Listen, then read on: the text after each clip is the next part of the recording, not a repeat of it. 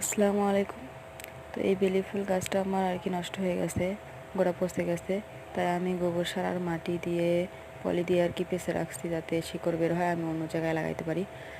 আর তিনটে ডাল আমি কেটে দিয়েছি, ওই তিনটে ডাল আমি সাইডে রাখছি অন্যখানে লাগাবো বলে। আর এই বেলি গাছটা আমি ওই গাছেরই ডাল থেকে করছি। আর এইদিকে আমি ওই ডালগুলো সবগুলো আর কি অ্যালোভেরা লাগিয়ে বসাই দিব।